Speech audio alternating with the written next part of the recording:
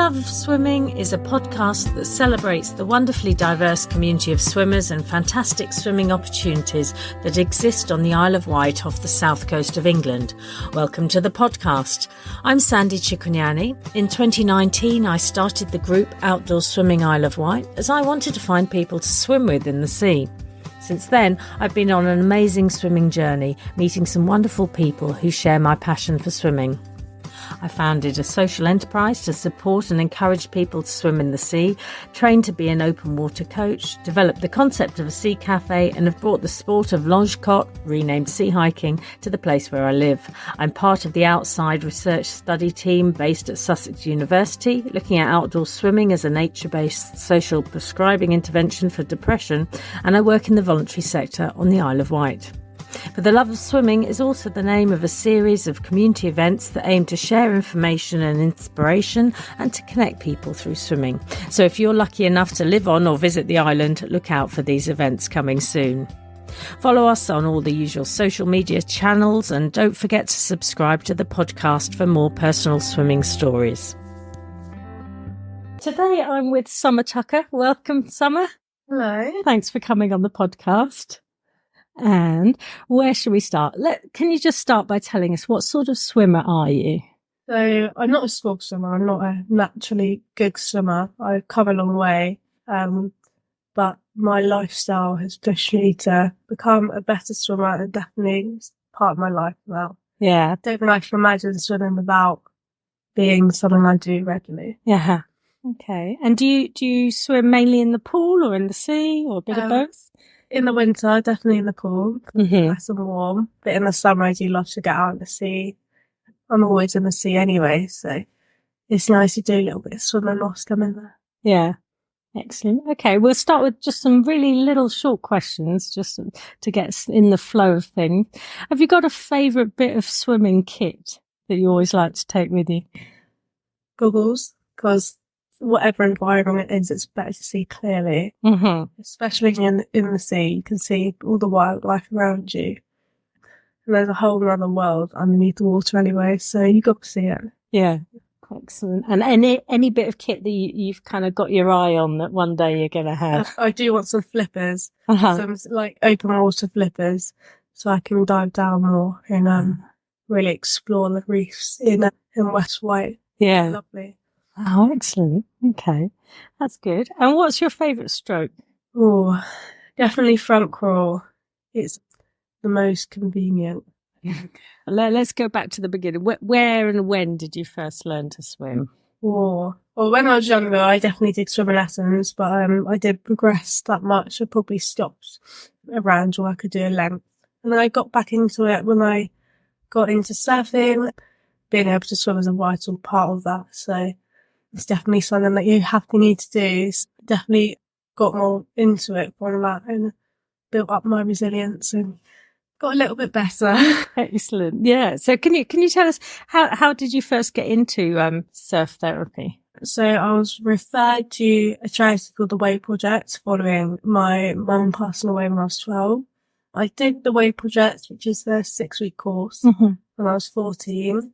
And then from that, I volunteered with the charity helping other children. Mm-hmm. And then a couple of years later, when I was 18, 17, I then got my beach lifeguarding and my surf instructing qualification and became a surf instructor. That's amazing. And then I now teach the people that come to the Wave Project and other people how to surf, which is a full circle moment, I think. Yeah, no, that's lovely. And for those that don't know about the Wave Project, what can you sort of describe what a typical session might be? What does it involve? Yep, so there's around like 10, 12 children on a session. They get referred to us through doctors or the school, that they just need a little bit more help. It's a different way of therapy that their kids, they don't really know it is therapy because it's just having fun and escaping your problems in the water. And we take those children out, whatever the weather, and see if we can surf or paddleboard or just swim in the sea. It really helps them. You see a big change between the first week and the last of the 6 weeks. Yeah. You really enjoy it. Yeah. Do you remember how you felt when you first went along? Yeah, I was very nervous, but and I was very quiet as a teenager. But after that 6-week course, I was so more outgoing. And I fell in love with the water. I loved it. I didn't want to leave. Oh, that's amazing. So then you became a volunteer then? Yeah. Became a volunteer for a good 3-4 years, helping children like me. Mm-hmm. Really good to see. I fell in love with surfing and swimming in the sea as well. Wow. And I was going to say, how much surfing do you manage to do now? I'd love to do more, but it depends when you're free and when the conditions are good. But I say I surf over 20 times a year, but I'd love to do it more. I'd love to get better, and I am getting better every year, which is it's good to see the improvement. Yeah. Oh, that's brilliant. And now you're also a lifeguard. Tell me a little bit about being a lifeguard. What's that like? So the lifeguard, I'm a pool lifeguard that I work in the winter, a beach lifeguard. They both keep me busy. It's a great way to stay fit and in shape, especially in the winter, because you're always in the water, swimming or helping out with the school's lessons. And it's great also teach children how to swim as well, because you see them progress. Yeah. It's great. It's a great community to be a part of. Yeah.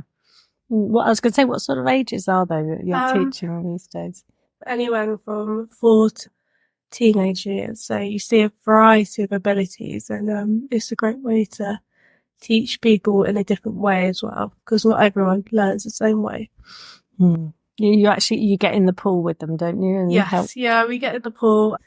It's nice to have fun with them as well. You can mess around underwater and make up games. So it's nice to be in the water with them and helping them whilst they're learning. Yeah. Oh, that sounds good.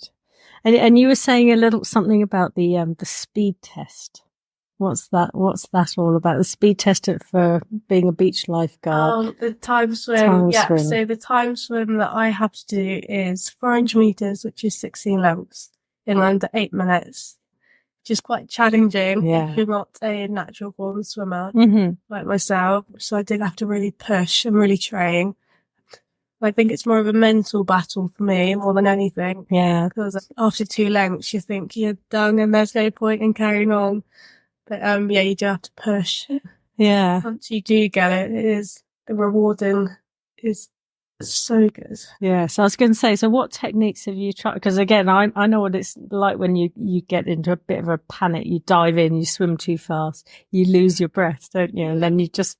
So what sort of techniques have you tried? So I've obviously got the advice from my managers at the pool, because they're really good coaches. I'm trying to stay calm for the first 8, and then the last 8 I go a little bit quicker. Yeah. By the last 2, doing that all out. I can, pretty much to the point where I'm going to be sick.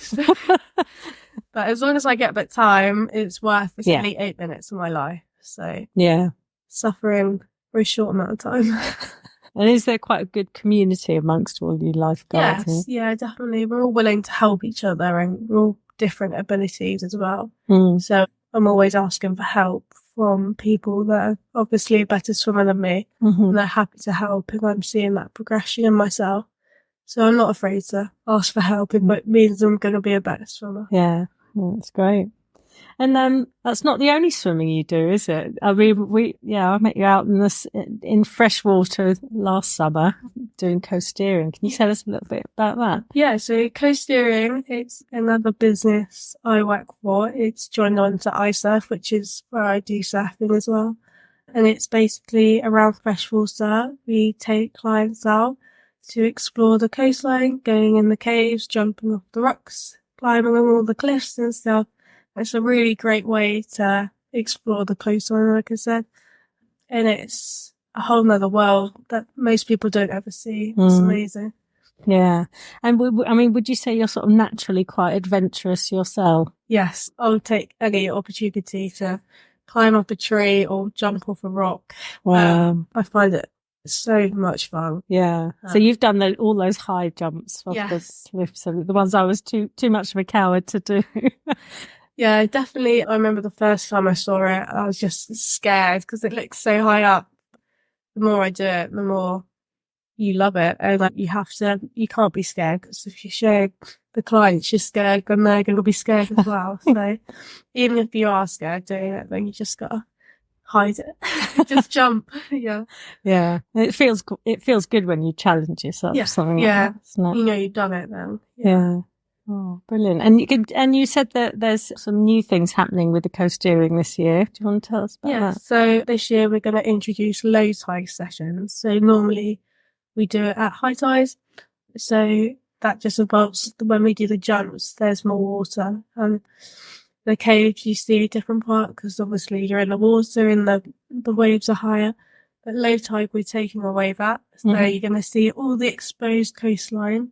So all the rocks that you're walking on and all the rocks that you can't see underwater, you'll be able to see that. And you can really see the wildlife as well, all the seaweed, all the plants that naturally grow. It's really educational for the coastlines that we have. Yeah, so what's the future hold, do you think? Have you got any particular ambitions or something you're aiming for? So hopefully this September I'll be going away to Dubai.